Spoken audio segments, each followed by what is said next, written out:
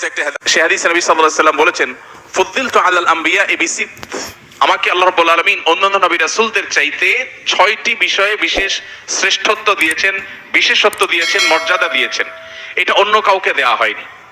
আমাদের নবী সাল্লাল্লাহু আলাইহি ওয়াসাল্লামের সেই আল্লাহ প্রদত্ত 6টি বিশেষত্ব কি, যেটা অন্য নবী রাসূলদেরকে দেয়া হয়নি?